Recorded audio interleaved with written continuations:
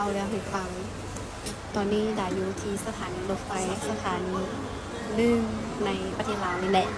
แล้วเมื่อกี้เนาะตอนที่เขาเข้ามานะได้เห็นตำรวจประจำสถานีรถไฟนี้ค่ะเจ้าได้นำตัวครูหักครูหนึ่งคือเบาจีดกับสาวลาวเนาะได้นำตัวเชิญเข้าไปห้องสืบสวนซึ่งเขากับผมพูดเลยว่ามันเกิดเหตุอย่างคือเกิดเหตุการณ์อย่างขึ้นหรือว่าคนได้ไปเห็นอย่างมาไปเห็นอย่างผิดมาโบค่ะนะและพอชิทายไปเมื่อกี้ก็ลืมทาย และมีสิ่งหนึ่งที่ว่ามันสะดุดตาดาสำหรับดาเลยก็คือการแต่งตัวของสาวเราค่ะนะเราใส่สุดนอนแบบธรรมดาแหละสุดนอนแบบเสื้อแขนยาวส่งขายาวค่ะแหละแล้วหัวก็อยากยุ่งๆน้อยนึงหน้าตาก็บ่ได้แต่งกับบางทีเพิ่นอาจจะตื่นสวยแน่แล้วก็บ่ทันสิมีผมเก้าผมแต่งหน้าอย่างบ่นั่นก็เป็นไปได้เนาะแต่ว่าดาเชื่อว่าตัวนี้มันเป็นจุดที่ว่าจุดเด่นอย่างหนึ่งซะผู้ใดยางเข้ามาเดียวไปมันก็เห็นค่ะนะถ้าว่ายางหน่อยจะบ่ทันแท้ๆจะว่าซุกเสื้อยาวใส่ผ้าอัดปากนี่ก็ใครแน่ก็ปรารถนาให้ครูฮักนั้นบ่ต้องถูกสืบสวนอย่างไรเนาะ แต่สำหรับการแต่งกายนี่ดาว่ามันสำคัญได้บ่ว่าเขาที่ไปใส่บ่ว่ามีแผนเป็นคือดาบ่เวลาจะเดินทางบ่ว่าจะขึ้นยนต์หรือขึ้นรถไฟนะจะลุกมาแต่งตัวตั้งแต่เช้าๆก็บ่เช้าดอกจะลุกแต่งตัวมาเกี่ยมเนื้อเกี่ยมตัวก่อนที่จะเดินทางนะ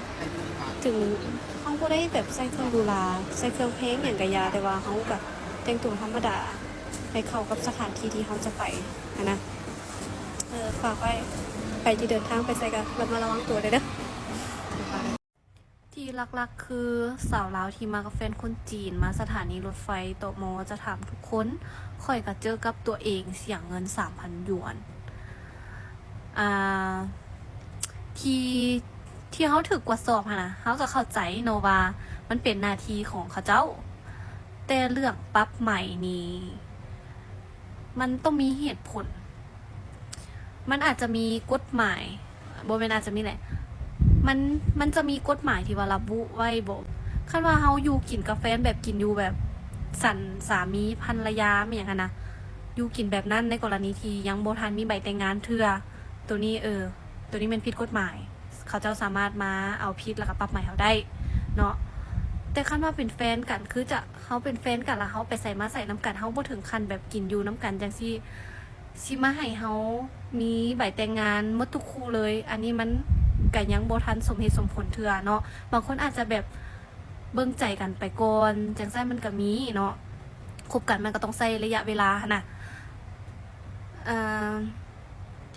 ส่วนเรื่องกฎหมายนี่เฮาก็เข้าใจบางข้อเฮาก็บ่ฮู้หลายแน่นะแต่ที่ว่าผิดที่มีแฟนต่างประเทศอันนี้มันก็บ่ควรได้ที่จะปรับใหม่หลายขนาดนี้เนาะและสำหรับไผที่ว่ามีแผนจะเฮ็ดใบแต่งงานมันสามารถทักเข้ามาสอบถามรายละเอียดได้เนาะดาบค่อยกระถือเอิ้นไปคือกันตอนแรกก็งงว่าเป็นหยังคือเอิ้นไปบอกอยากเข้าไปหาหัวหน้าเพิ่นมีแนวสิสอบถามว่าซั่นซึ่งว่าหลังจากที่ได้อ่านคอมเมนต์ของทุกคนแล้วก็พบว่าหลายคนเคยเจอปัญหานี้เนาะก็คือสาวลาวเฮาที่มีแฟนคนต่างประเทศแล้วกำลังจะเดินทางไปสถานที่ใดหนึ่งจะถูกเจ้าหน้าที่เพิ่นเอิ้นเข้าไปสอบถามหรือว่ากวดสอบเนาะซึ่งว่าเฮาก็เข้าใจว่าเป็นเวียกงานของเพิ่นจะกวดสอบหลักๆก็จะเป็นพวกใบแต่งงานใบอนุญาตพักเซาหรือว่าวีซ่าหรือว่าสอบถามพวกอายุของสาวลาวเฮาว่าบรรลุนิติภาวะแล้วหรือยังเนาะอันที่เฮาบ่เข้าใจก็คือว่าถ้าหากว่ากรณีที่เฮามีเอกสารครบทุกอย่างแล้วเป็นหยังจึงมีการปรับใหม่กันเนาะและจะมีคนถูกปรับใหม่บ่หลายก็น้อยอันนี้เห็นหลายคนคอมเมนต์อยู่ถ้าหากว่าเอกสารเฮาบ่ครบบ่หรือว่าอายุของสาวลาวเฮายังน้อยอยู่บ่อันนี้มีการปรับใหม่หรือมีการตักเตือนเฮาจะเข้าใจดีที่สุดเนาะมันก็เป็นหน้าที่ของเพิ่นนั่นแหละถ้าขอว่าอย่างบ่ได้ก็มีแต่ไปใส่มาใส่เฮากับพยายามมีสติระมัดระวังตัวและเอกสารอย่างต่างๆก็ไปเล่นให้มันครบจึงบ่ได้ถึงเป้าหมายและใครยังมีประสบการณ์ดีๆหรือว่าข้อคิดดีๆก็สามารถเอามาแชร์หรือว่าคอมเมนต์กันได้เด้อ คือคอมเมนต์นี้เนาะก็ฮู้อยู่กฎหมายแฟนกับแฟนไปมาหาสู่กันมันเป็นเรื่องปกติ ถ้าในกรณีอยู่น้ำกันจนมีลูกแล้วบ่มีใบแต่งงาน แบบนี้ปรับใหม่ได้ แมนทุกคน